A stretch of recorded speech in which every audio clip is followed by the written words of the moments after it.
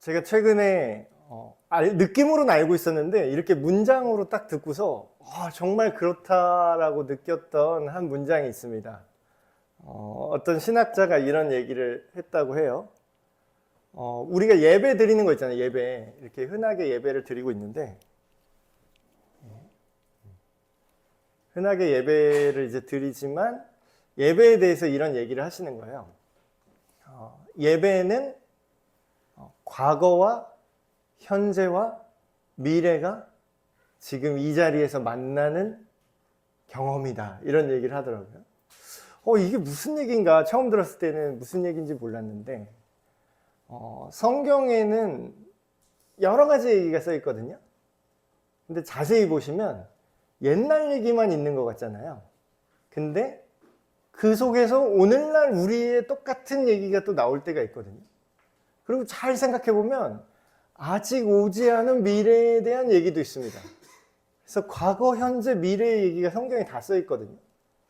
그래서 하나님을 이렇게 생각을 해볼 때 성경을 하나님의 말씀으로 믿는 사람과 그냥 과거의 어떤 기록이다, 경전이다 이렇게 믿는 사람들 있잖아요. 그 사람들의 가장 큰 차이가 있는데 성경을 진짜 하나님의 말씀, 하나님이 우리에게 우리 인간 세상에 알려주시기 위해 주신 말씀이다 라고 믿으려면 어떤 관점이 생기냐면요. 이런 질문 한번 해보세요, 여러분. 하나님이 과거와 현재, 미래 어느 한 공간에만 계실까요? 하나님이 볼 때 성경에 우리가 이해할 수 없는 그런 내용 중에 하나님께는 어제가 오늘 같고 오늘이 내일이고 하루가 천년 같고 천년이 하루 같다. 영원 전부터 계시고 영원 후까지 계시다. 막 이런 개념들 나오잖아요. 그래서 우리가 생각을 해보면 그게 잘 이해가 안 돼요. 아니 우리는 어제 했던 얘기인데 왜 지금 이 얘기를 하시지? 이미 다 지난 얘기인데 이 얘기를 왜 하시는 거지? 그리고 아직 우리가 경험하지 않은 얘기인데 이미 다 된 것처럼 얘기하시는 구절들이 굉장히 많죠. 근데 우리가 가만히 이렇게 생각을 해보면 하나님은 시간 속에 갇혀 계신 분이 아니라 시간을 만드신 분입니다. 그래서 하나님 시점으로 볼 때는요, 과거와 현재와 미래가 큰 상관이 없어요. 우리 시각으로는 참 이해가 안 되는 거죠. 하나님은 과거와 현재와 미래를 한 번에 본다는 표현도 좀 적절하지 않지만 어쨌든 그게 중요하지 않아요. 그 일이 일어나기로 하나님이 결정했으면 그거는 과거든 현재든 미래든 별로 상관이 없는 거죠. 오늘 제목을 이렇게 정했습니다. 그가 오실 것이다. 여기서 말하는 그는 눈치 있는 분은 눈치채셨겠지만 예수님을 말합니다. 근데 우리 입장에서는 어때요? 예수님이 이미 역사 속에 한번 오셨잖아요. 근데 오늘 왜 또 그가 오실 것이다? 왜 옛날 오기 전 얘기를 왜 들어야 되지? 또 이런 생각을 하실 수가 있습니다. 근데 우리가 잘 생각해 보면은 과거에 이미 오셨던 예수님조차 우리는 충분히 기다리지 못하고 있어요. 근데 오늘 우리가 읽은 성경 말씀에는 그 아직 오지 않았던 시점에 예수님을 기다렸던 사람들의 글이 있습니다. 이런 얘기를 하면은 제가 굉장히 답답한 게 뭐냐면 아는 사람과 모르는 사람, 그러니까 믿는 사람과 아직 믿음이 없는 사람의 그 차이가 굉장히 답답해져요. 서로가 답답하죠. 저만 답답하는 게 아니라 모르는 분들도 서로 답답한 건데 그러니까 이런 얘기를 합니다. 아니 예수님이 오셨어 그래. 근데 또 다시 오실 거래. 야, 니네 그럼 예수님이 중요한 건 알겠어. 니네에게 예수님이 굉장히 중요한 것 같아. 뭔지는 모르지만 예수님이 굉장히 중요한 것 같은데 왜 그렇게 예수님이 좋은 거야 니네는? 왜 예수님을 물고 빨고 그렇게 하는 거지? 왜 예수님 태어났다고 이 한 시즌을 매번 매해 똑같은 걸 왜 하는 거야? 라고 궁금할 수 있잖아요. 궁금할 수 있죠. 근데 저는 그런 생각을 해봅니다. 우리가 기대하고 바라는 게 있어요. 근데 그런 젊은 친구들 중에 이런 얘기 많이 하는데 아, 나 이거 좋아했었네? 이런 말 하는 사람들이 있어요. 아, 나 이거 좋아했었네. 근데 자기가 그걸 좋아하는지도 몰랐던 거예요. 자, 생각을 해보십시오. 우리 2009년인가 2008년에는요, 아직 지금처럼 스마트폰이라는 게 나오지 않았을 때, 그때 이제 막 나왔을 거예요. 근데 처음에 그 모 회사의 그 대표가 그 스마트폰을 처음 이제 스마트폰이라는 개념을 처음 개발한 거죠. 이거는 전화도 되고요. 이걸로 음악도 들을 수 있고요. 지금은 너무 당연한 것들. 이걸로 영상도 볼 수 있답니다. 이걸로 이메일도 보낼 수 있고요. 이걸로 은행 거래까지 할 수 있어요. 그랬더니 사람들이 안 믿었어요. 처음에 그 개념을 딱 보여줄 때 아무도 안 믿었어요. 야, 그게 뭐 어떻게 돼, 그게. 그게 되는지도 모르고 그게 있는지도 몰랐어요. 그러면 당연히 있는지도 모르는 걸 어떻게 바라고 기대할 수 있겠습니까? 근데 그 대표가 그걸 개발하면서 이런 얘기를 했대요. 사람들이 원하는 걸 만들지 말고, 사람들에게 원하는 걸 주지 말고, 사람들도 몰랐던 자기들이 원하는 걸 줘야 된다. 근데 그걸 그 대표는 진짜 만든 거예요. 스마트폰, 지금은 여러분 어때요? 모두가 스마트폰 없으면 생활이 안 돼요. 맨날 들고 다니시죠? 요즘엔 너무 심해서 또 문제인데. 그 사람은 이걸 알았던 거예요. 나도 몰랐네? 아, 나 스마트폰 좋아하는구나. 아, 나 이렇게 편하게 이것저것 할 수 있는 걸 내가 좋아했구나. 내가 이걸 원했구나를 몰랐던 사람들인데, 그게 딱 나타났을 때 모두에게 정말로 큰 유익을 가져다 줬죠. 근데 오늘은 그게 뭐겠어요? 제가 이 얘기를 왜 했겠습니까? 스마트폰 홍보하려고 온 건 아니겠죠? 예수님이 그런 존재라는 거예요. 스마트폰이랑 비교할 수 없을 정도로. 그러니까 사람들이 예수님을 잘 몰라요. 마치 이 스마트폰이라는 게 처음에 이게 무슨 개념인지조차 몰랐던 사람들처럼 예수님이 오면 그래 어쩌라고, 뭐 예수님 태어났는데 뭐 어쩌라고, 뭐 다시 온대, 뭐 그게 나랑 무슨 상관이야, 이래요. 근데 그건 몰라서 그렇고, 예수님이 오시면 어떤 일이 벌어지고, 예수님이 이 세상을 통치하시고 그리고 우리의 마음과 생각을 다스리시면 어떤 일이 일어나는지를 알잖아요. 그러면 이런 고백을 할 겁니다. 우리가 아, 나 이거 좋아했었구나. 아, 나 예수님 좋아했었네. 아, 나한테 예수님이 필요했었네. 아, 내가 몰랐었네. 요 느낌을 이 말씀에서 한번 보시면 좋을 것 같아요. 자, 오늘 말씀은 굉장히 어떻게 보면 잘 공감이 안 되는 이스라엘 나라의 과거의 이야기입니다. BC 한 길게는 700년대부터 500년대 후반까지 이렇게 보는 그때의 일이에요. 이 나라가 이제 위태위태하죠. 아수르라는 엄청난 세계를 제패하는, 그 당시에 또 트렌드는 그거잖아요. 정복이잖아요. 정복.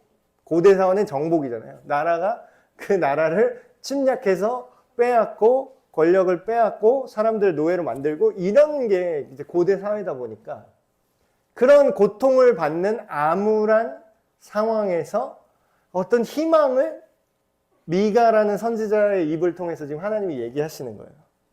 자, 근데 한번 생각을 해봅시다.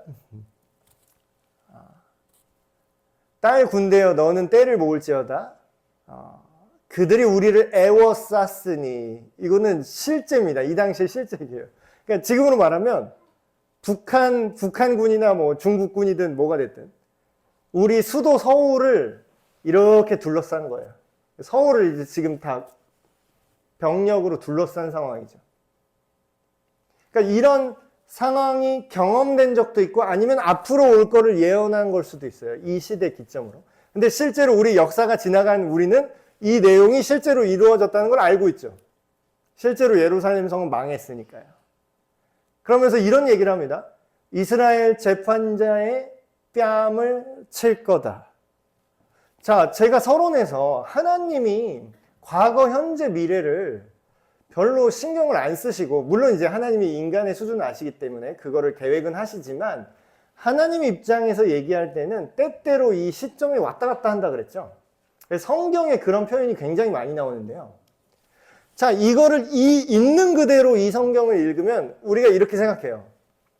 아니, 그래, 과거에 이스라엘 나라에 있었던 일, 거기, 실제로 이때 이스라엘 다스리던 시드기야 왕이 이제 굴욕을 당하죠. 이게 침략당해서 노예로 잡혀가고 그 안에 무릎 꿇고 머리 박아 이런 거 시키고 그리고 굉장히 능욕을 당합니다. 이스라엘의 재판자라는 뜻은 이스라엘의 통치자라는 뜻이에요. 통치자가 재판까지 다 했던 문화가 있으니까.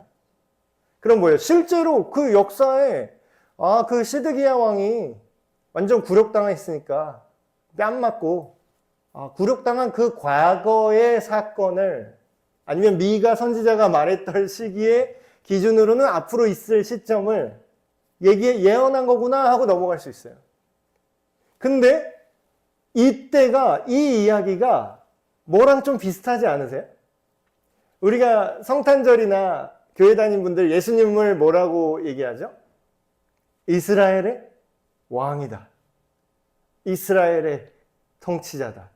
실제로 예수님이 십자가에 이제 못 박혀서 그게 사형대예요, 십자가가. 지금으로 말하면 전기이자 뭐 단두대, 뭐 교수대 이런 거예요.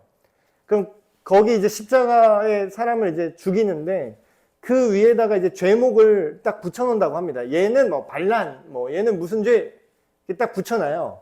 근데 예수님 십자가에도 죄명이 붙을 거 아니에요. 근데 뭐라고 붙었냐면 이스라엘의 왕. 그러니까 굉장히 반어법을 쓴 거죠. 자기 딴에는.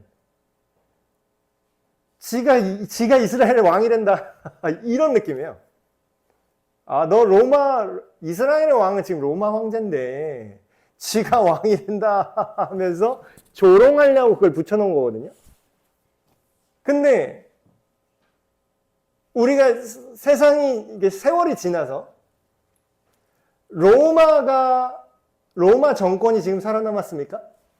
지금 로마 정권이 있어요? 물론 이제 로마의 뭐 현대적인 국가로서 로마는 있지만 이 당시에 이 정부가 아직 있냐고요. 망한 지가 옛날이죠? 자, 근데 생각해 봅시다. 예수님은 어떻죠, 오늘날? 예수님을 진심으로 온 인류를 구원할 왕이라고 믿는 사람들이 세계 인구의 3분의 1이에요. 자, 그럼 누가 이겼습니까, 지금? 로마 정권이 이겼습니까? 예수님이 이겼습니까? 근데 이 당시에는 아직 그 일이 일어나기 전이죠. 근데 앞으로 그 일이 일어날 거라는 걸 하나님은 어차피 알고 있으니까 그냥 선지자의 입을 통해서 야, 전해라. 이렇게 한 거예요. 그리고 이렇게 생각하고 이 구절을 보세요.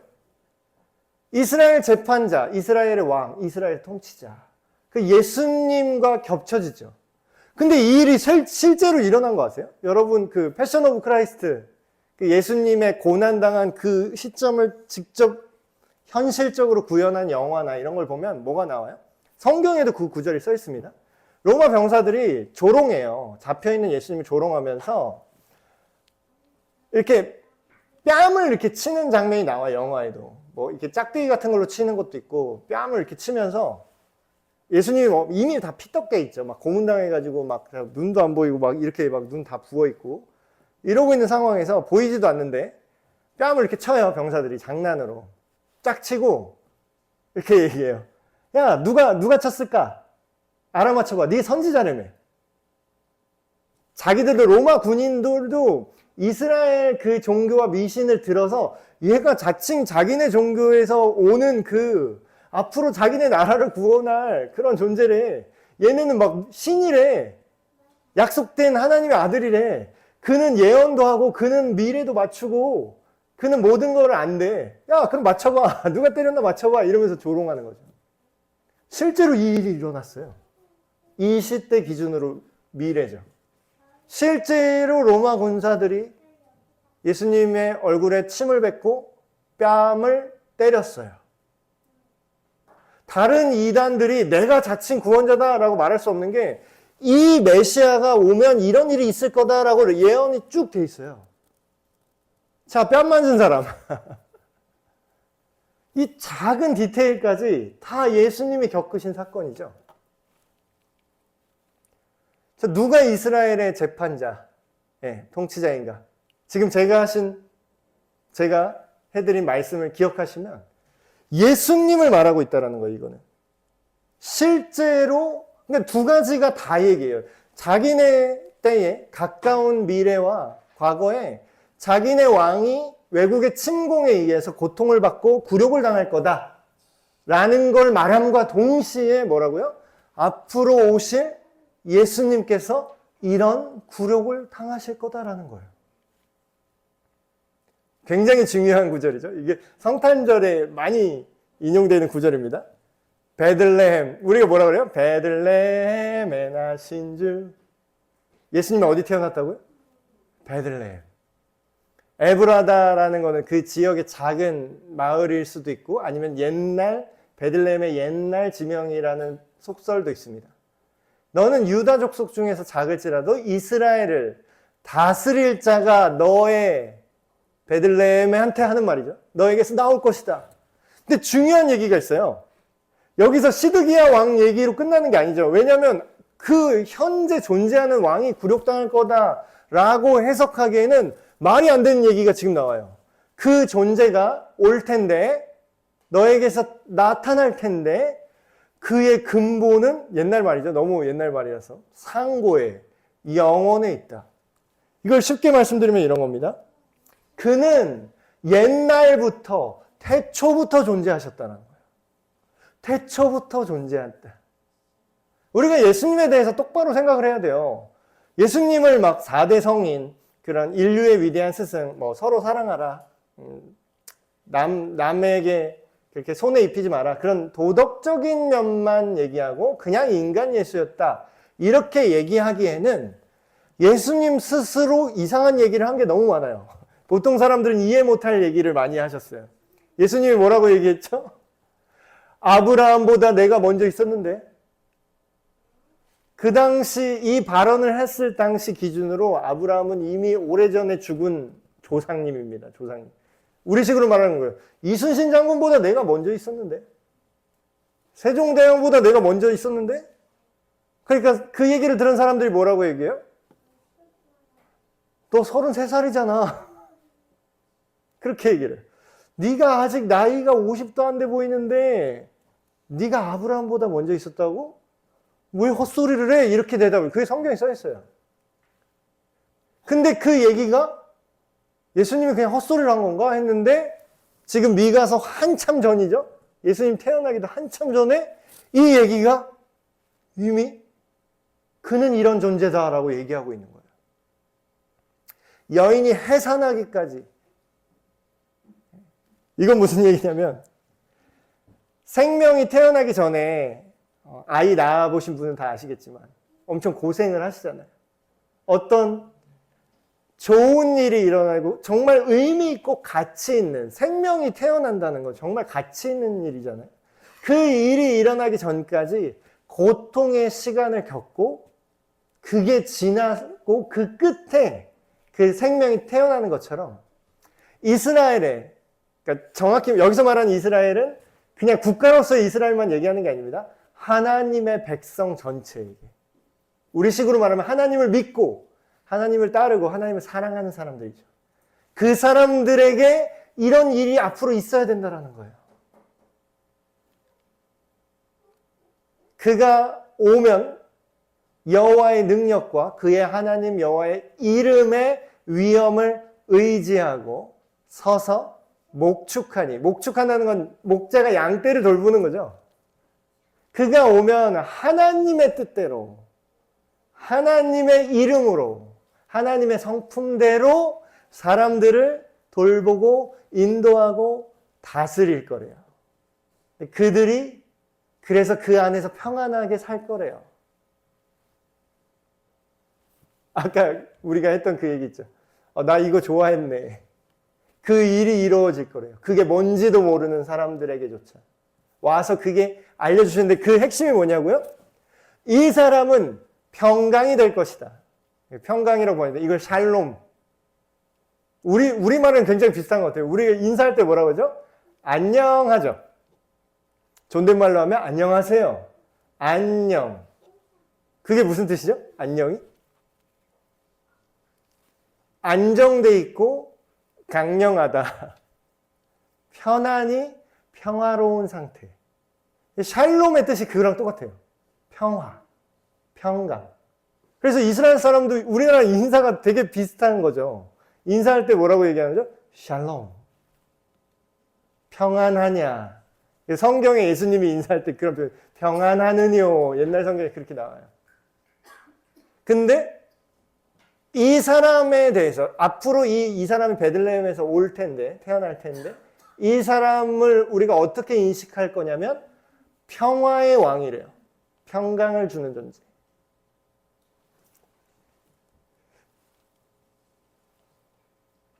막 이게 그 당시에 정치 상황이 막 있습니다. 아수르 뭐 어쩌고 저쩌고 막 있어요. 이거는 뭐 생략할지라도 딱 보면 결론은 뭐예요? 그가 우리를 그 악한 것으로부터 건져낼 거래요. 이 당시에 아수르는 지금으로 말하면 뭐냐면 하나님의 백성을 위협하는 모든 세력들입니다. 이걸 더 구체적으로 말하면 이런 거예요. 여러분, 하나님의 백성이 뭡니까? 교회 다니는 사람이 하나님의 백성인가요? 뭐 그럴 수도 있고 아닐 수도 있어요. 하나님의 백성은 뭐냐면요, 하나님을 믿고 내 느낌대로 하나님을 믿는 게 아니라 성경에 나타나 있는 하나님이 누구신지를 알고 그 하나님을 믿고 그 말씀대로 살고자 하는 사람들입니다. 그 사람들이 하나님의 백성이에요. 근데 하나님의 백성을 못 살게 군다, 황폐하게 한다. 이건 무슨 뜻이죠? 그 반대 개념이에요. 사탄이 하는 거랑 정확히 일치하면 되죠. 여러분, 사탄은 우리가 어떤 면에선 우리가 부자가 되는 것도 그렇게 뭐 나쁘게 생각하지 않아요. 그러니까 사탄이 생각하는 거랑 우리가 생각하는 잘 되고 안 되고가 굉장히 다를 때가 있습니다. 사탄이 생각할 때 잘못된 거, 사탄 입장으로 이건 진짜 잘못됐다, 이건 너무 싫은데 라는 거는 뭐냐면요, 우리가 부자가 되는 거면 뭐 사탄이 싫어할 거라고 우리가 흔히 생각하죠. 우리가 잘 되고 우리가 건강한 거는 뿔난 악마는 싫어할 거야. 우리가 고통받길 원할 거야. 우리가 건강한 거를 사탄은 원하지 않을 거야. 우리가 흔하게 이렇게 생각합니다. 근데요, 의외로 때때로 부자가 되게 해준다기보다는 돈이 많고 우리가 건강해도 사탄은 굉장히 좋아할 때가 있어요. 왜 그런지 아세요?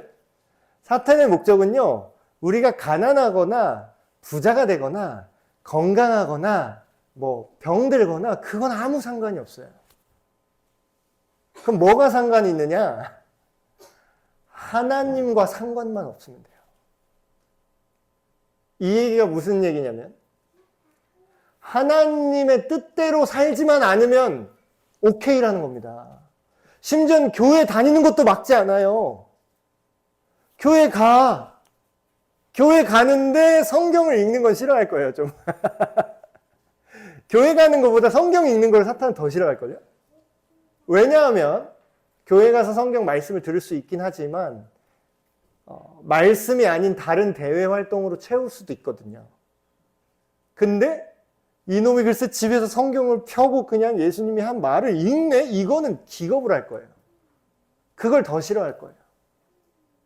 여러분, 우리가 뭐에서 건져내야 될까요? 우리가 어디서부터 탈출해야 될까요?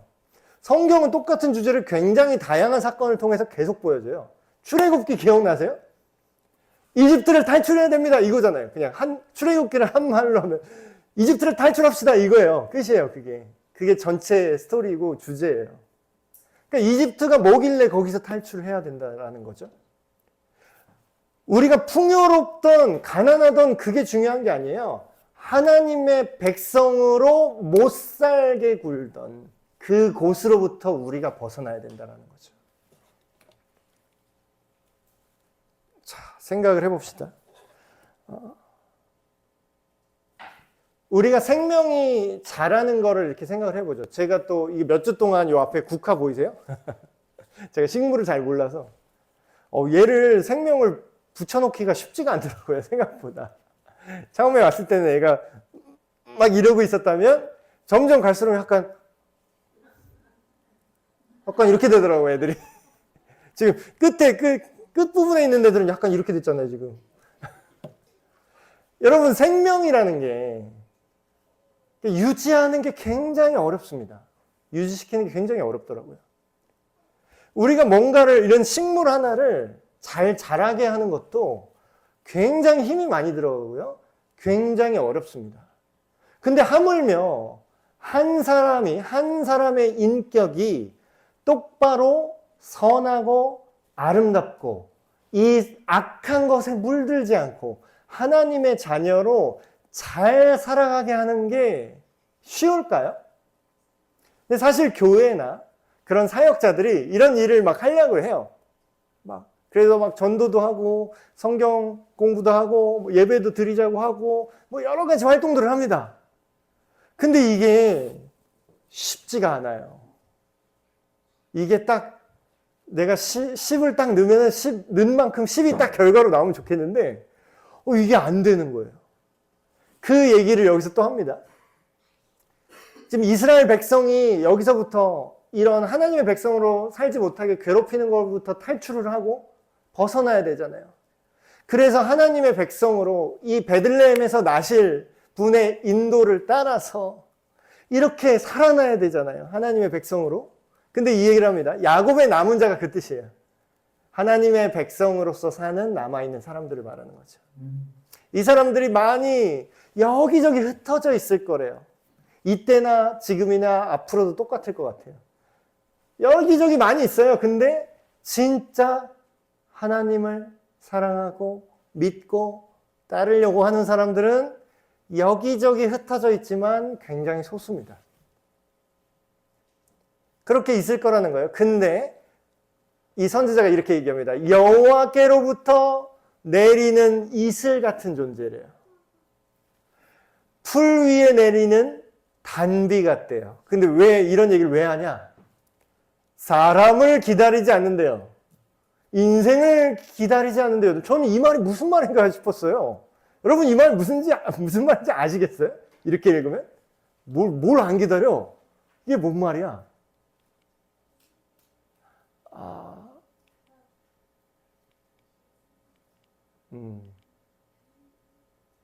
제가 이 얘기를 먼저 드려야겠네요. 여러분 옛날에 그런 얘기 혹시 기억하실지 모르겠는데 신학교에 그런 과목이 있습니다. 그런 과목이 있었는데 그게 뭐냐면 교회 성장학이라는 개념이 있었어요. 교회 성장학. 혹시 기억나시나요? 2010년도쯤에 2010년, 12년 이때 굉장히 유행했거든요. 그래서 우리나라 교회도 이게 들어와서 막 교회 성장 세미나 그래서 목사님들 엄청 쫓아다니고 막 그랬어요. 그러니까 그게 무슨 얘기냐면 뭔가 치트키가 있는 거예요. 방법이 있는 거예요. 아주 솔깃한 얘기죠. 우리 교회는 왜 부흥이 안 될까요? 우리 교회는 왜 사람들이 안 늘어날까요? 그럼 성장하는 교회가 있잖아요. 그 성장하는 교회는 뭐 때문에 성장할까요? 그러면서 그거를 학문적으로 분석하고 어떤 공식을 찾아내려고 했어요. 그래서 사람들이 막 찾았습니다. 그 학문적으로 들어와서 이렇게 하면은 사람들이 모이고 이렇게 하면은 이렇게 했더니 교회가 성장하더라. 근데 거기서 말하는 교회는요, 우리 눈에 보이는 그냥 교회 조직이었던 거예요. 여러분 지금 10년이 좀 넘게 지났습니다. 그게 유행한 다음에 지금 어때요? 여러분 생각해 봅시다. 그런 공식 발견해냈나요? 공식이 있어요? 만약에 그런 공식이 있다면 지금 상가에 있는 조그만 개척교회들 막 지하실에 있는 그런 작은 막 3명 출석하시는 그런 교회들 그 공식 집어넣으면 성장해야 되잖아요. 여러분 어떠세요? 여러분 생각은 어떠세요? 어떤 그런 비법이 있어서 그렇게 하면은 사람들이 예수님을 막 빡빡빡 믿고 막 갑자기 막 교회로 모이고 부흥하고 와 이렇게 되는 게 가능하다고 생각하세요? 그게 10년 지나 보니까 사람들이 나중에 알았어요. 지금 그거 주장했던 논문들 막 다 폐기되고 반박 논문들 계속 나옵니다. 여러분 교회가 엄밀한 의미의 교회예요. 지금 겉으로 보는 교회의 조직 말하는 게 아니라 진짜 교회가 뭡니까? 예수님을 믿고 나의 주인으로 고백하는 사람들이에요. 사람들. 그 사람들이 어떤 규칙에 의해서, 인간의 어떤 루틴에 의해서, 시스템에 의해서 그 사람들을 자동적으로 만들어낼 수 있을까요? 만들어낼 수 있어요? 물론 우리가 노력은 하지만 그게 공식처럼 이렇게 하면 이렇게 되고 이렇게 된다라는 게 불가능해요. 이 말씀은 그 얘기를 하는 거죠. 단비같이 비가 내리는데 우리가 비를 언제 내렸으면 좋겠다고 인위적으로 내릴 수 있습니까? 안 돼요. 사람을 기다리지 않는다. 사람의 손길로 이 인위적으로 구원을 만들 수가 없다라는 거예요. 마지막으로 이 말씀을 얘기합니다. 야곱의 남은 자는 하나님의 백성을 말한다고 그랬죠. 그들이 결국에는 어떻게 될 거냐면 굉장히 이해할 수 없는 말합니다. 갑자기 여포가 돼요. 갑자기 강할 거래요. 이 하나님의 백성들이 여러 나라 중에 흩어져 있지만 수풀에 숨어있는 젊은 사자같이 다 승리할 거래요. 다 찢고 밟고 이길 거래요. 여러분 이거 어떻게 생각하세요? 오늘날 예수님 믿는 하나님의 백성들, 저와 여러분 같은 믿는 자들이 이 세상의 악한 것들을 찢고 다닙니까? 지금 나쁜 짓 하는 사람들 우리가 막 다 제압하고 다 이길 수 있어요? 이 세상 권세를 이길 수 있습니까? 안 되잖아요. 근데 이상하네, 이 말씀은. 아까 제가 말씀드렸던 그 말씀이 이것의 해답입니다. 자, 우리가 정치적으로, 물론 우리가 민주시민이기 때문에 정치 참여를 하시는 거 맞아요. 근데 우리가 정치적으로 기독교 당을 만들어서 이 나라를 제압하면 뭐 시도는 있었다고 들었어요. 투표율이 너무 안 나와서. 기독교인들도 안 찍었다고 하더라고요. 솔직히 기독교인만 다 찍어도 뭐 표가 어느 정도 나와야 되는데 기독당 그래갖고 이 나라를 하나님의 나라로 뭐 저쪽에서도 뭐 불교에서도 한번 나온 적이 있었어요. 뭐 불심으로 대동단결에서 그런 분 나온 적 있었는데 대통령 선거에 그런 분들이 나오면 그런 걸로 우리가 이 땅에 다 예수님 믿게 만들 수 있습니까? 기독교인이 다수당을 차지해서 나라 법을 국교를 기독교로 하면 그러면 사람들이 예수님 믿을 것 같아요? 믿는 척은 하겠죠. 안 믿으면 세금 때린다 그러면 믿겠죠. 근데 그건 믿는 게 아니죠. 아까도 말씀드렸지만 로마가 결국 승리했습니까? 지금 로마가 남아있어요? 지금 남아있는 건 뭐죠? 예수님 믿는 사람만 남아있습니다. 로마가 잡아 죽였던 예수님이 이 땅에 이 약속대로 오셨고 부활하셨습니다 라고 말해서 목이 잘려 죽은 사람들의 그 사람들의 후예들이 저와 여러분으로 이 자리에 남아있어요. 그럼 오늘날 우리가 젊은 사자와 같이 세상을 이긴다는 건 뭘까요? 여러분 세상을 이기나요? 세상을 정치와 권력으로 이긴다는 뜻이 아닙니다. 예수님이 이런 말씀을 하셨어요. 십자가에 달리실 것을 예고하시면서 예수님이 이런 얘기를 하십니다. 내가 너에게 이것을 이르는 것은 너희로 내 안에서 평안을 누리게 하려 함이라. 세상에서는 뭐라고요? 너희가 잘 먹고 잘 살 거다 이렇게 얘기해요? 세상에서 너희 마음이 천국과 같을 것이다 이렇게 얘기해요 예수님이? 아니에요. 세상에선 너희가 환난을 당할 거야. 왜냐고요? 정말로 하나님의 백성으로 하나님의 기준대로 선과 악을 알고 있는 사람은 이 세상의 기준들이 너무 괴롭거든요. 너희가 환난을 당할 거라는 거예요. 그런데 뭐라고요? 그렇지만 담대해라. 왜냐고요? 내가 세상을 이겼기 때문이다. 여러분 우리가 이 미가 선지자의 예언처럼 세상을 막 우리가 정권을 잡고 뭐 우리가 뭐 힘으로 제압하고 이렇다는 뜻이 아니라 우리가 젊은 사자처럼 세상에서 승리한다는 건 무슨 뜻이냐면요. 그 누구도 우리 안에서 예수님의 통치를 막을 수 없다는 겁니다. 여러분 이게 굉장한 거예요. 여러분 사람의 마음이 얼마나 철통 같은지 아세요? 말로 아무리 해도 안 바뀌어요, 사람이. 지금 사람 안 바뀐다는 말 정말 너무 많이 듣고 정말 많이 느끼고 경험합니다. 이걸 어떻게 이겨요? 이 세상의 그 악한 생각들을 우리가 어떻게 이깁니까? 근데 그거를 사자처럼 찢어 발기는 게 있더라고요.